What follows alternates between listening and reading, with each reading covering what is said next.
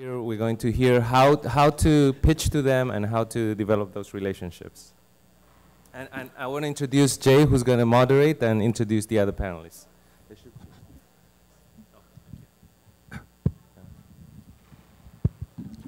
Hi, everyone. My name is Jay Yum. I'm a co-founder and managing director at Translink Capital. We're a Palo Alto-based venture capital firm with a twist. The twist is myself and my two co-founding partners all used to run corporate investments for big Asian tech companies here in the US. And the topic is, I think, very relevant, although I think it's been labeled a little bit differently than it should. The key relevance of this topic is that there are several strategic investors, big technology companies out of Asia and specifically in Korea that can make an impact to the ecosystem. And these are big companies like Samsung that you've heard about earlier, LG, Hyundai Motors, SK Telecom, to name a few. And nowadays, more so, some of the leading internet and mobile and gaming companies out there, like NHN, like Daum, Line, Nexon, and a bunch of others, that potentially could be very interesting partners and investors for the startups here in Silicon Valley. And I can tell you from my direct experience, all of these big strategic companies in Asia, from internet, mobile, gaming, to manufacturing companies, are extremely interested in finding the most innovative tech companies in Silicon Valley to partner with, because they see that as a competitive advantage to be able to work with the best and brightest to enhance their existing businesses, as well as find opportunities for new business areas. So we have a great panel today. We have a good mix of a couple of major strategic players out of the internet and mobile market in Korea, NHN and Daum, who will introduce themselves. And we have some of the leading venture capital firms here in Silicon Valley that have built partnerships with these strategic investors to help them find the relevant startup companies to work with, and also be able to access the roadmaps and insights of some of these big tech players to be able to make more informed investment decisions. So a little bit of a preamble, but what I'd like to do is have our panelists introduce themselves each. And please, Julie. And first of all, it's very honored to be here. It's the first conference, right? It's very honored. I'm Julie Kim, and I'm in charge of strategic investment and M&A, including the equity investment for Daum Communication based on the Seoul, Korea. Actually, I am in charge of M&A, including, as I mentioned before, so I am interested in the direct investment and as well as indirect investment, like LP. Thank you. I'm honored to be here. Jay say NHN, but our company recently renamed ourselves into NAVER, our major service. I'm Rhee, taking care of corporate dev efforts at NAVER. And my job is executing M&As and strategic investments there. And also, I'm taking care of the interaction with venture community in Korea and also in Silicon Valley. Thank you. Hi, I'm Chung with DAG Ventures. We are a mid-stage venture capital firm here in Palo Alto. We invest at a pretty rapid pace, which is why we tend to spend a lot of time in the fundraising market every couple years or so. And I think the reason I'm on this panel is we've started to focus a little bit more on Asia and specifically Korea.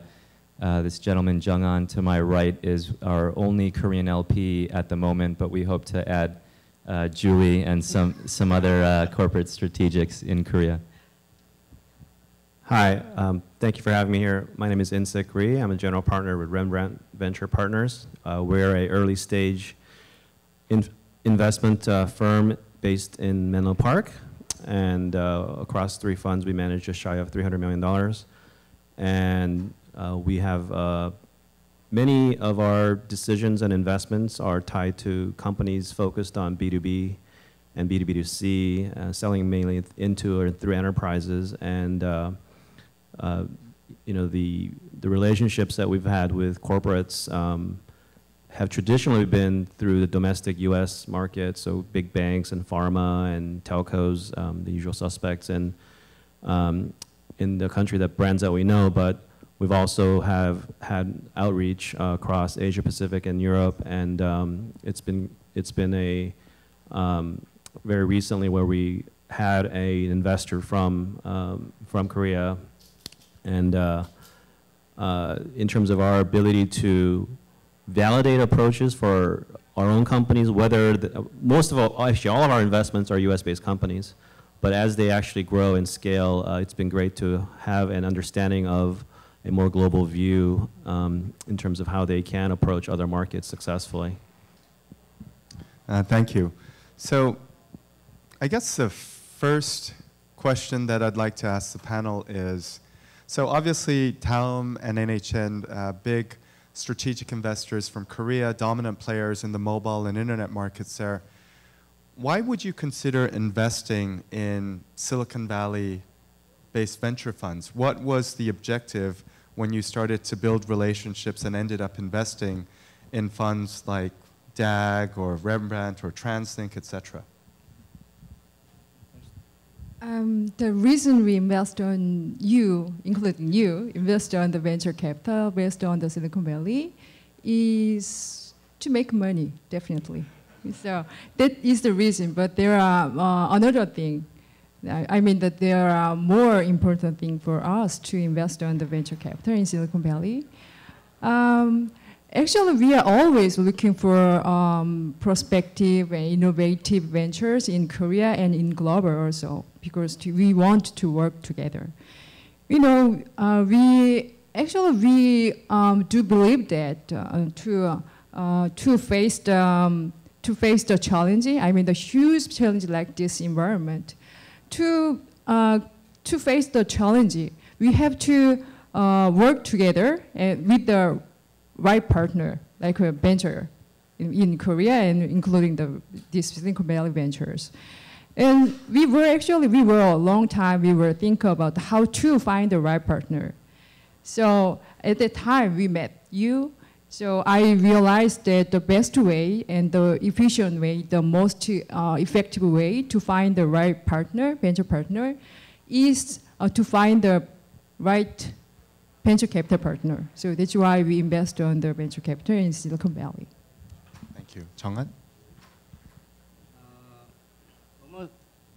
Almost the same story with Julie. Actually, investment is, by definition, an act of seeking profit. So making money out of the investments is one of the reasons, I mean, for every investment. But if financial return is the only thing we want from the investment, maybe I would not have invested in Silicon Valley venture capital funds, because Korean venture funds provide a very good opportunity for us to earn money on a venture investing. So the basic motivation behind our decision to make investments in Silicon Valley venture funds is to learn from VCs, venture capitals, what's happening in the most innovative region, place, and how they are doing their jobs, and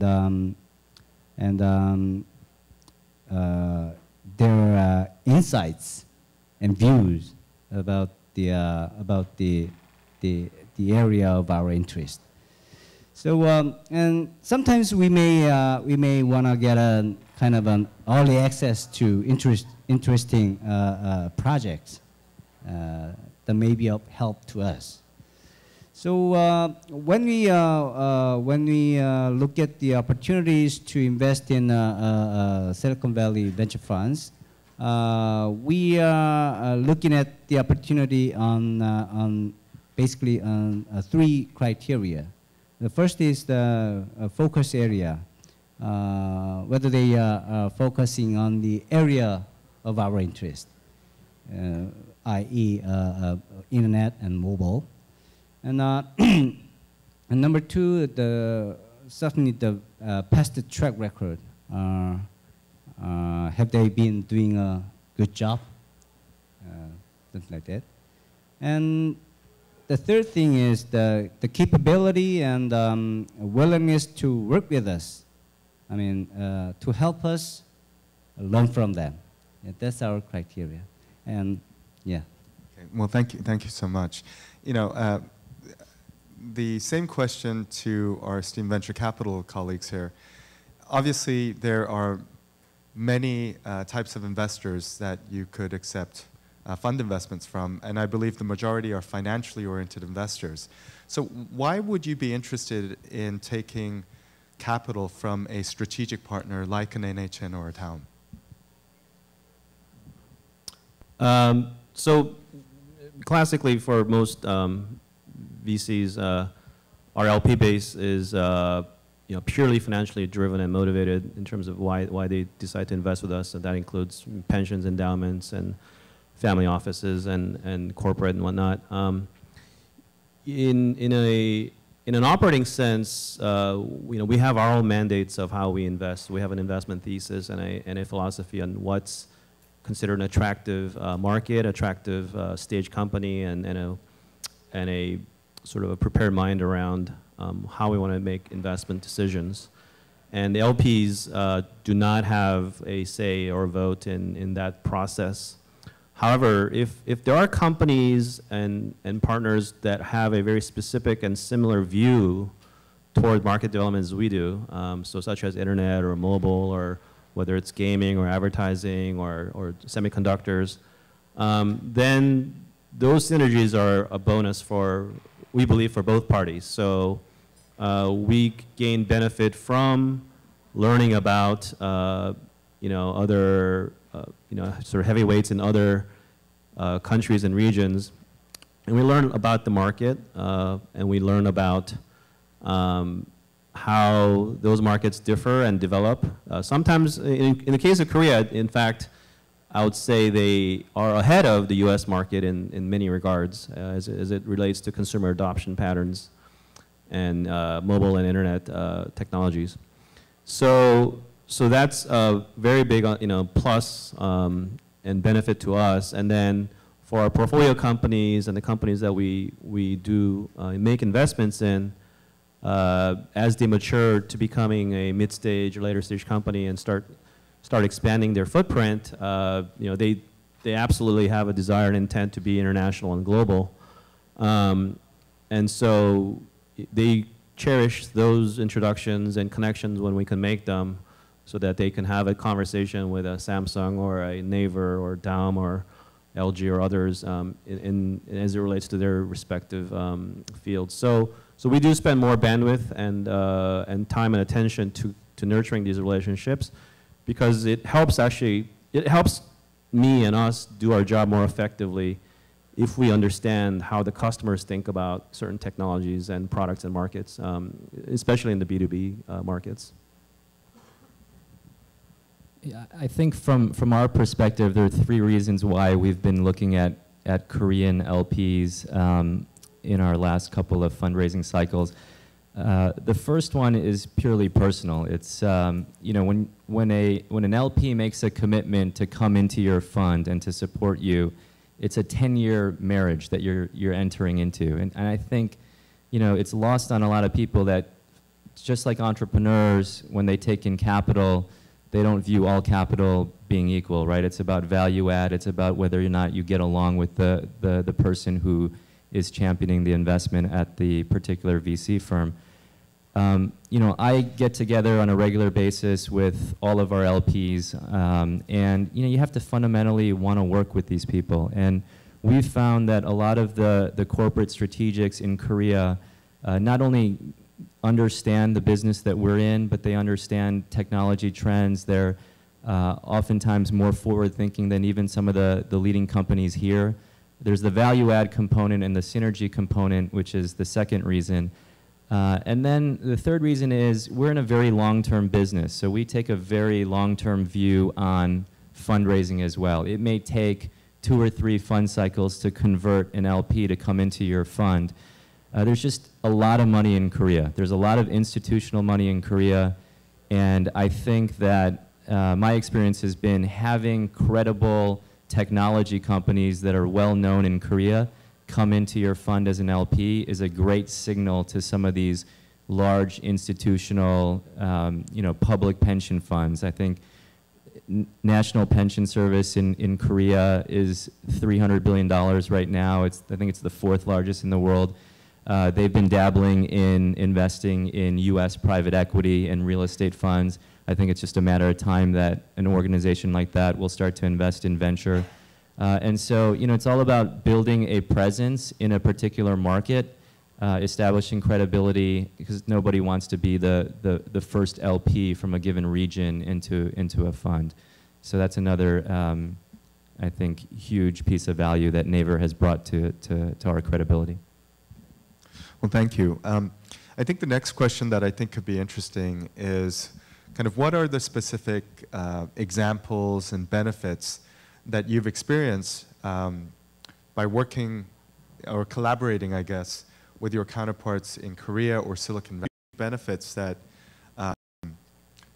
be able to take a peek into the future. So I think Jeff Clavier earlier and even Christine Tsai had mentioned this. In terms of digital connectivity, it's very difficult to find a more connected area than Korea.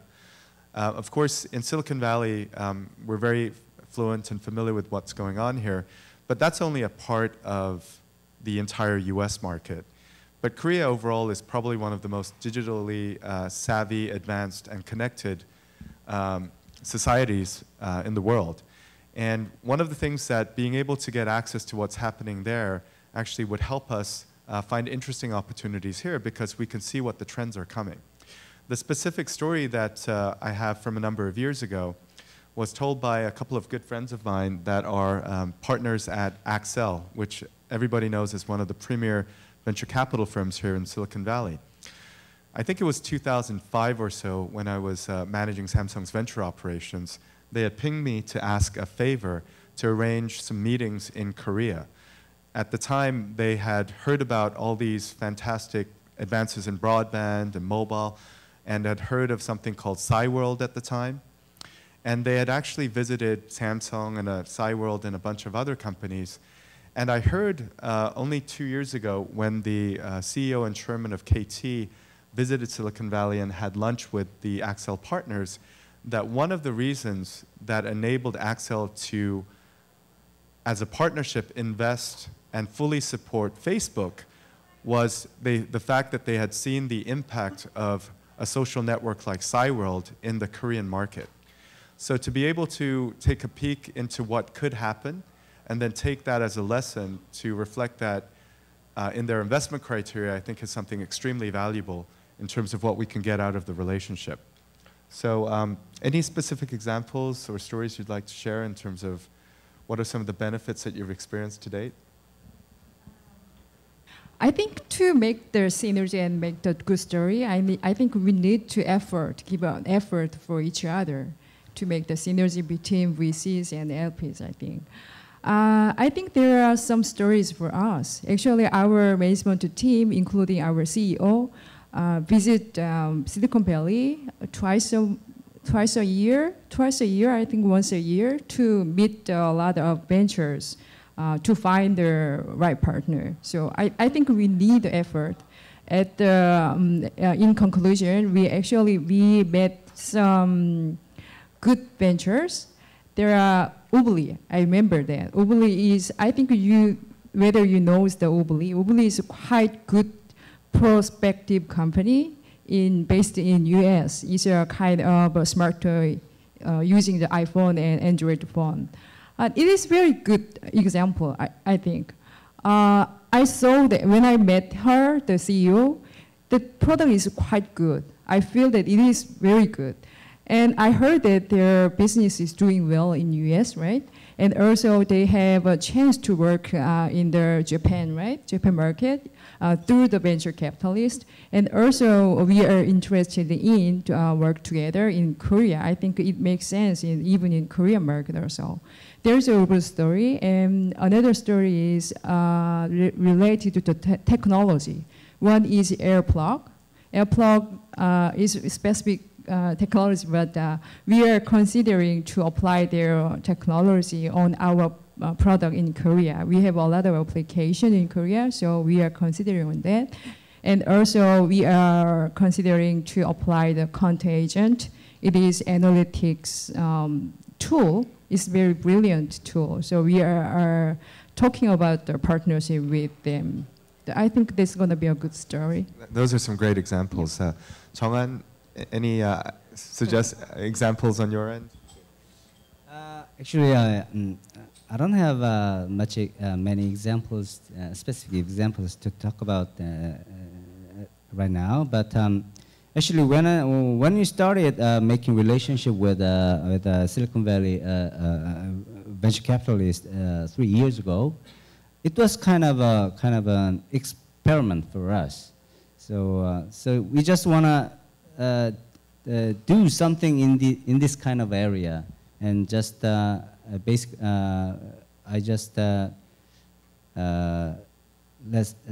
started to let them play and see how it play out. So given that our main goal is to learn from VCs, I think our partner venture capitalists have been very helpful to us, because especially, for example, Translink Capital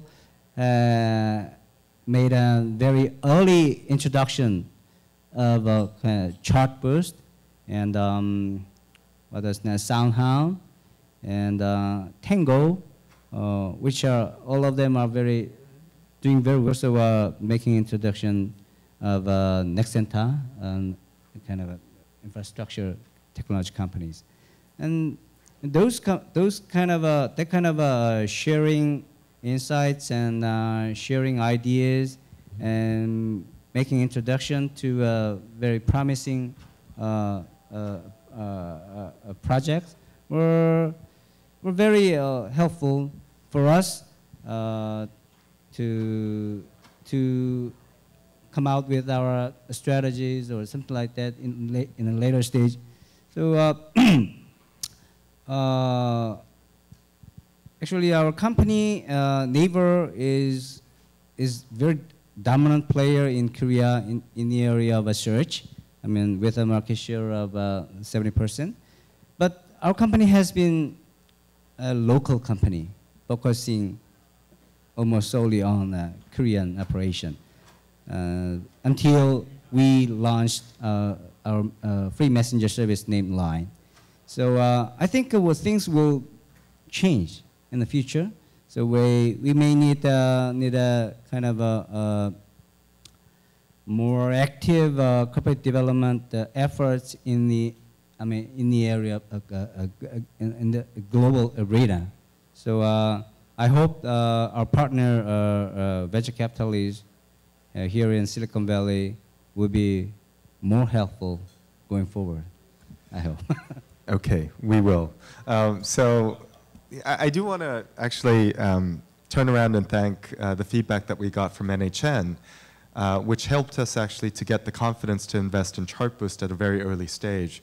Without the feedback from NHN or some of the gaming companies like Nexon or Tencent or Rhee or DNA, we wouldn't be able to figure out that this would be a good opportunity to invest in. So that's actually another example of the venture capital firms benefiting from the strategic perspective of our partners. Jung, Inshik, any other benefits that you've seen, specific examples? Yeah, no, we've introduced several portfolio companies to Line, one of the fastest growing business units within NAVER, and they've gotten a tremendous amount of intelligence and help on product roadmap, internationalization strategy, so it's been really helpful. And I think, historically there have been a lot of great companies that have been built copying US business models and just translating them into a local geography. I think that's going to start to change. I've already seen it with some of our portfolio companies taking ideas from Asia, implementing them here in the US, and really accelerating their growth curves. So, are in the business of sharing best practices and best ideas amongst our portfolio companies. And you know, Line and NAVER have been just tremendous partners from that standpoint. From, I would say about, as long as we've done, you know, venture in the last decade, traditionally most companies have aimed at EMEA markets as being #2 markets, and we're seeing this shift where Asia Pacific is actually taking some precedence in some of the companies that we work with in terms of being the next opportunity.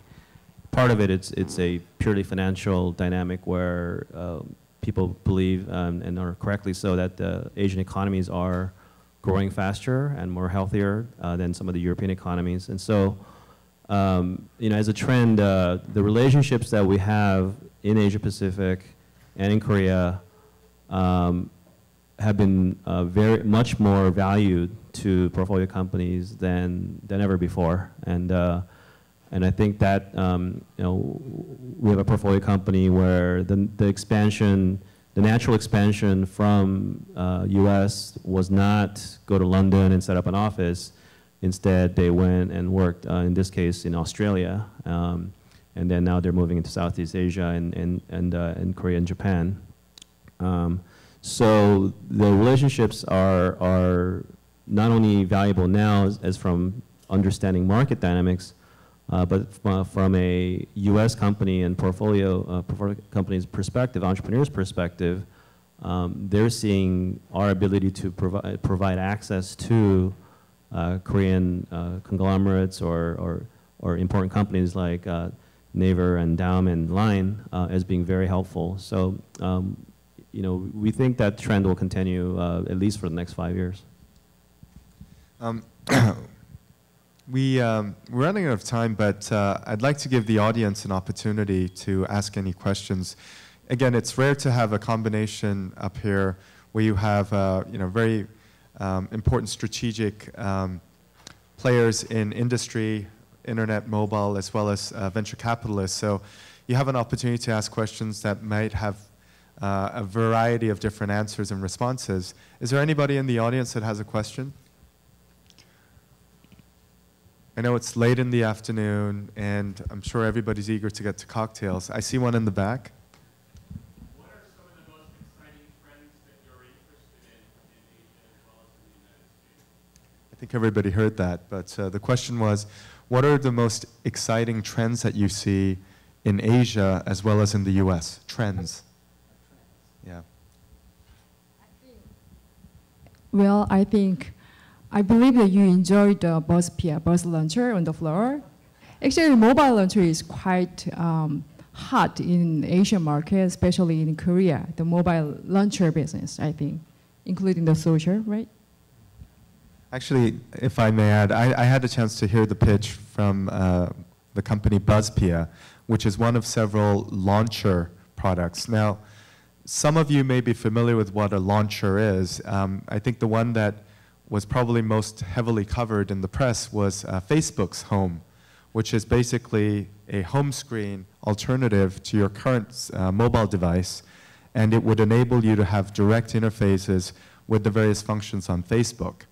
What's happening in Asia, specifically in Korea, there are several companies and several millions of users that now are picking and choosing what home screen they will want to interface with when they actually unlock their screen. And it's a trend that I think has grown dramatically in Korea over the past few months. These companies are now coming out to the US. You see similar companies happening in China as well. And so, again, it's one of those things that I don't think it's really hit Silicon Valley. I would be willing to bet my own capital that in the next 6 months you'll be hearing more about these kind of launcher companies. And actually, there'll be probably more copycat companies here in the US that are going to try to emulate what's happening there.